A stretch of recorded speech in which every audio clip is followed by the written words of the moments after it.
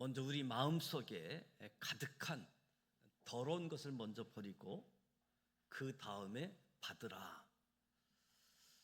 하나님 말씀을 아멘으로 받으시길 바랍니다. 그 말씀이 우리의 영혼을 구원하고 그 말씀이 우리의 영혼을 참으로 자유롭게 합니다. 말씀의 역할이 영혼 구원, 우리를 자유롭게 하는 역할을 하게 되어집니다. 말씀을 받고 행하시기 바랍니다. 말씀을 듣고 행하지 않으면 스스로 속이는 자가 된다고 했습니다. 말씀을 듣기만 하고 순종하지 않으면 하나님 앞에 맞는다고 합니다. 말씀을 듣고 행하는 자에게 복이 있는데 반석 위에 인생의 집을 짓는 자가 되어서 인생의 환난, 비바람이 와도 무너지지 않는다는 것입니다. 말씀을 듣고 행하지 않으면 모래 위에 신앙의 집을 짓는 것과 같아서 비바람이 치면 금세 무너집니다. 주님은 우리가 행하지 않는 것에 대해 탄식하십니다. 신앙생활 절대 쉽지 않습니다. 신앙생활이 쉽다는 것 오해를 버리시기 바랍니다. 모래 위에 지으니까 쉽게 느껴지는 것뿐이겠지요. 반석 위에 정말 신앙의 집을 지으려면 어렵지요. 다른 사람 신경 쓸 시간도 없습니다. 신앙생활 절대 쉽지 않다는 거지요. 오늘도 하나님께서 저와 여러분에게 주시는 하나님의 음성 듣기를 원합니다. 26절에 누구든지 스스로 경건하다 생각하며 자기 혀를 재갈 물리지 아니하고 자기 마음을 속이면 이 사람의 경건은 헛것이라. 성경은 내가 나를 속일 수 있다라고 말씀합니다. 나를 속이는 나. 무서운 이야기이죠. 우리는 누군가에게 속으면 분노하지요. 애석하게도 내가 나를 속일 수 있다. 내가 나를 대상으로 사기칠 수 있다. 세상에서 가장 속이기 쉬운 사람은 사실 나 자신입니다. 인생을 한번 돌아보면 가장 많이 속인 사람, 우리 자신일 겁니다. 다른 사람에게 속은 것이 아니라 자기 자신에게 속았습니다. 나는 결심만 하면 무엇이든지 할 수 있는 사람이야. 속고 계시는 거지요. 난 결심만 하면 5kg 정도 쉽게 몸무게를 뺄 수 있는 사람이야. 속고 사는 거지요. 절대 쉽지 않습니다. 작심삼일인 경우가 많지요. 내 자식은 머리는 좋은데 노력을 안 할 뿐이다. 역시 속고 계시는 거지요. 내가 투자한 사업은 다 잘 되고 내가 한 주식은 다 잘 되고 속아서 경제적 어려움에 빠지게 되어집니다. 연애할 때 이 오빠는 내 손에 물 한 방울 안 묻힐 것 같아. 속으신 거잖아요. 이 여자는 천사 같은, 어쩌면 이런 천사 같은 여자가 있어. 결혼 전에는 이런 사람인지 몰랐다는 말이 곧 나오겠지요. 자기가 속은 겁니다. 내가 나를 속인 거지요. 문제는 신앙생활에서도 우리는 우리 자신을 속일 수 있다는 겁니다. 스스로 경건하다고 속고 살 수 있습니다. 누구든지 스스로 경건하다 생각할 수 있지요. 나 정도면 참 괜찮은 그리스도인이지. 나 정도면 참 괜찮은 신앙인이지. 그런데 성경은 경고합니다. 착각일 수 있다. 스스로에게 속고 있을 수 있다. 오늘 설교 말씀은 애초부터 나는 신앙이 별로였다라고 하는 사람은 별 상관이 없지요. 나는 나름 잘 믿는 것 같은데, 나 정도면 괜찮은 신앙이라고 생각하는 사람에게 오늘 주어지는 말씀이지요. 예수님 당시 바리새인들이 경건의 대명사였습니다. 자타가 공인하는 잘 믿는 사람들이지요. 시간을 돌려서 그 당시 이스라엘 사람들을 붙잡고 누가 잘 믿느냐라고 물어보면 다 바리새인들이 잘 믿는 사람들이라고 대답할 겁니다. 모두 교리에 정통하고 성경에 박식하고 의로운 삶을 추구했습니다. 안식일을 철저히 지키고 금식도 많이 했습니다. 경건의 아이콘, 경건 바리새인. 그러나 예수님이 그들을 인정하지 않았습니다. 예수님이 헛된 경건이라고 말씀합니다. 마태복음 23장에 보면 하 있을진저 애식하는 서기관과 바리새인들이요 무려 7번 반복해서 말씀합니다. 하 있다고. 나는 바리새인이 아니라고 확실히 말할 수 있습니까? 나는 어떻습니까? 나는 바리새인이 아니라고 확실히 말할 수 있습니까? 감사하게도 성경은 내가 진짜 경건한 사람인지 아닌지를 알아볼 수 있는 3가지 기준을 제시합니다. 입술, 손, 발, 내가 세속에 물 들었느냐. 이 3가지 기준을 제시해 주고 있습니다. 첫 번째 기준, 입술. 26절 누구든지 스스로 경건하다 생각하며 자기 혀를 재갈 물리지 아니하고. 우리가 하는 말이 진짜 경건한 사람인지를 드러내는 기준이라고 합니다. 우리가 하는 말이. 내가 성경을 많이 읽었느냐, 기도를 많이 했느냐, 전도를 많이 하느냐, 더 중요한 것, 내 입술로 무슨 말을 하느냐. 왜 입술로 하는 말이 그렇게 중요한가? 예수님께서 말씀하시기를 마태복음 12장에 독사의 자식들아, 너희는 악하니 어떻게 선한 말을 할 수 있느냐? 이는 마음에 가득한 것을 입으로 말함이라. 내가 진짜 경건한 사람인지 아닌지를 나의 입술을 통하여 확인할 수 있는 이유는 사람은 자기 마음에 가득한 것을 입으로 말하는 존재이기 때문에 그 사람이 무슨 말을 하느냐에 따라서 경건한 사람, 경건한 사람이 아니다라고 구별할 수 있다는 거죠.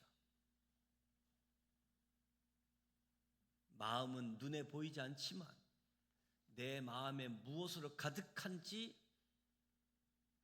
하는 말을 통해서 보여진다는 겁니다. 내 마음에 돈, 성공을 향한 욕망으로 가득한 사람은 입만 열면 돈 이야기, 입만 열면 성공 이야기를 한다는 거지요. 유쾌한 농담을 즐기는 사람은 그 속이 유쾌해서 그렇지요. 거친 말을 많이 하는 사람은 속이 거칠기 때문인 거지요. 우리는 혹 저 사람 참 속은 착한데 말만 저렇게 거칠게 한다. 아니라는 겁니다. 속이 거칠기 때문에 거친 말을 한다. 입에서 나오는 말이 항상 냉소적이고 비판적이고 비아냥거리는 사람들 경계하라. 그 사람이 그런 사람이기 때문에 냉소적이고 비판적이고 비아냥거리는 말을 한다는 거지요. 내가 진짜 경건한 사람이라면 내 입술에서 나오는 말은 구별되게 되어 있습니다. 입에서 나오는 말이 항상 감사인 사람은 다 참 감사하다. 그럼에도 불구하고 감사하다. 이 사람이 경건한 사람인 거지요. 마음에 감사가 가득하고 입만 열면 하나님의 은혜를 이야기하고, 내가 무엇이라고 하나님이 이런 은혜를 주신다, 하나님을 찬양하는 이 사람이 경건한 사람이지요. 예배 드리는 것보다 더 중요한 것은 예배 드리고 집에 돌아갈 때 차에서 하는 말, 남편에게 왜 그 모양이냐고 그러면 안 된다는 거지요. 경건한 사람의 입술은 그러면 안 된다는 거지요. 우리 마음에 무엇이 가득한지 우리 입술을 점검하시기 바랍니다. 우리 마음속에 더러운 것들을 내려놓기를 바랍니다. 두 번째 경건한 사람의 기준 척도는 손발입니다. 27절, 하나님 아버지 앞에서 정결하고 더러움이 없는 경건은 곧 과와 가부들 그 한난 중에서 돌보고, 우리가 손발로 과와 가부, 사회의 약자를 어떻게 대하느냐가 경건의 기준이 된다고 합니다. 사회의 약자를 어떻게 대하느냐. 이사야 1장에 너희가 손을 펼 때에 내가 내 눈을 너희에게서 가리고 너희가 많이 기도할지라도 내가 듣지 아니하리니 이는 너희 손에 피가 가득합니다. 너희는 스스로 씻으며 스스로 깨끗하게 하여 내 목전에서 너희 악한 행실을 버리며 행악을 그치고 선행을 배우며 정의를 구하며 학대받는 자를 도와주며 고아를 위하여 신원하며 가부를 위하여 변호하라 하셨느니라. 마태복음 25장에 양과 염소를 구분해서 오른편에는 양, 왼편에는 염소를 구분합니다. 그리고 오른편에 있는 양들에게 말씀하시지요. 너희 참 복받은 자들이다. 창세로부터 너희를 위하여 예비된 나라를 상속받으라. 왜? 내가 줄일 때 먹을 것을 주었고, 내가 목마를 때 마시게 하였고, 나그네 되었을 때 영접하였고, 헐 벗었을 때 옷을 입혔고, 병들었을 때 돌보았고, 옥에 갇혔을 때 와서 보았느니라. 이에 의인들이 놀라서 말합니다. 주여, 우리가 어느 때에 그런 적이 있습니까? 그런 적 없습니다. 너희가 여기 내 형제 중에 지극히 작은 자 하나에게 한 것이 곧 내게 한 것이니라. 왼편 염소에게 반대 이야기를 하시지요. 저주를 받은 자들아 나를 떠나갈지어다. 영원한 불로. 너희는 내가 줄일 때 먹을 것을 주지 아니하였고 목마를 때 마시지 하게 하지 아니하였다. 이 사람들도 놀라서 주여 우리가 어느 때 그랬습니까? 지극히 작은 자 하나에게 하지 아니한 것이 곧 내게 아니한 것이라. 참으로 두려운 이야기입니다. 길을 막고 가난한 자가 부르짖는 소리를 듣지 아니하면 우리가 부르짖을 때에도 주님께서 듣지 아니하신답니다. 긍휼을 행하지 아니하면 긍휼 없는 심판을, 세상 재물을 가지고 형제의 궁핍함을 보고도 도와줄 마음을 닫으면 하나님의 사랑에 거하지 않는다.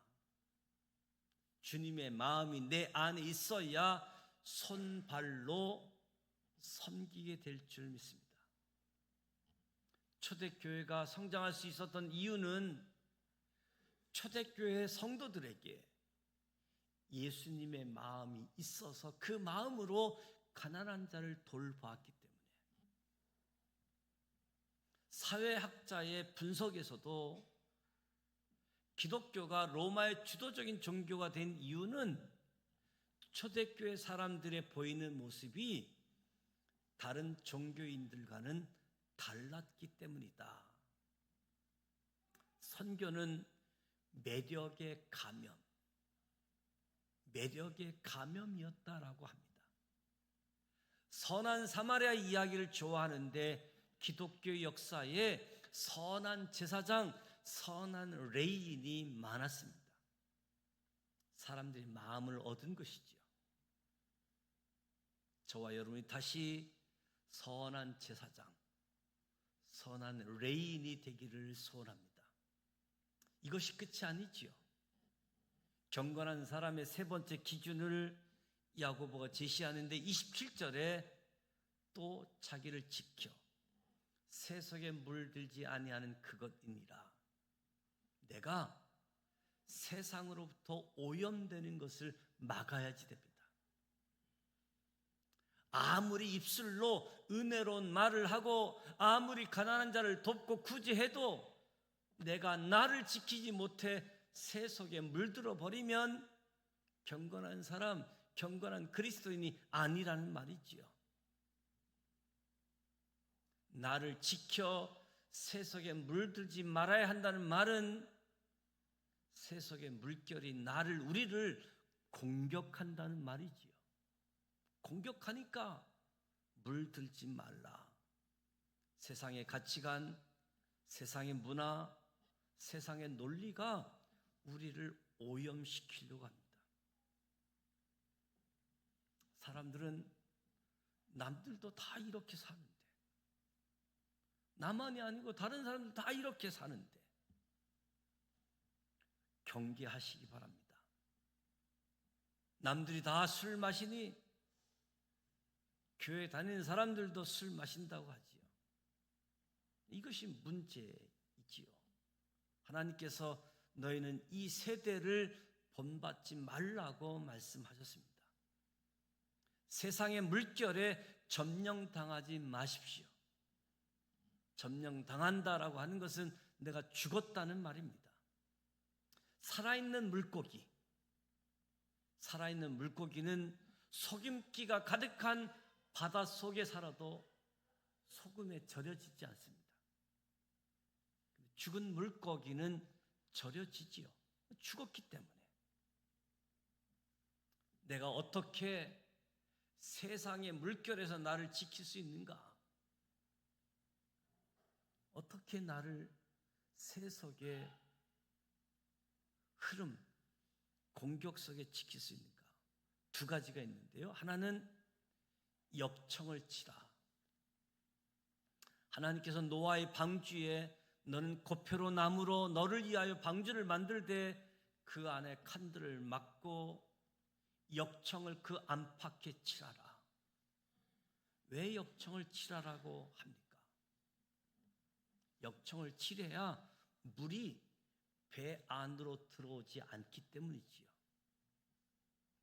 모세의 갈대 상자도 똑같이 엽청을 칠했습니다.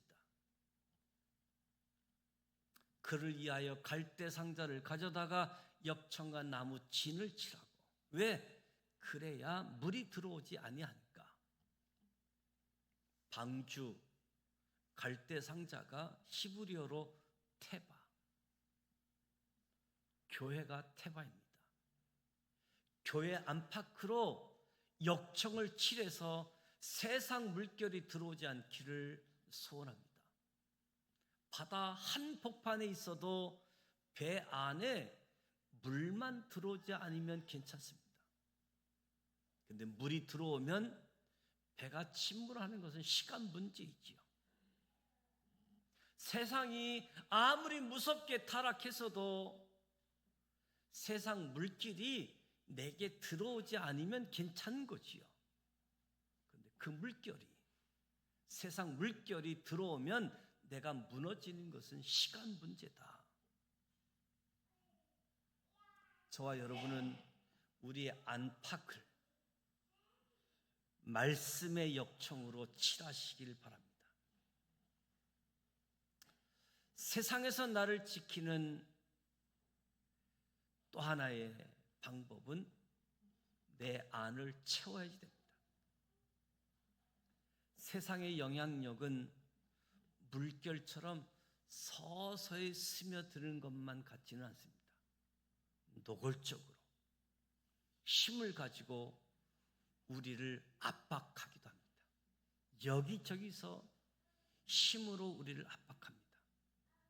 세상 논리가, 세상의 문의가 우리를 받아들이라고, 세상 논리, 세상 문화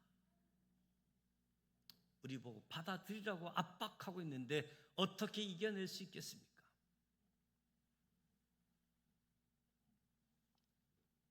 이게 음료수가 있는데요, 제가 세게 눌러도 이 음료수가 찌그러지지 않습니다. 찌그러지지 않는 이유는 이 물병에 물이 가득하기 때문에 세게 눌러도 찌그러지지가 않습니다.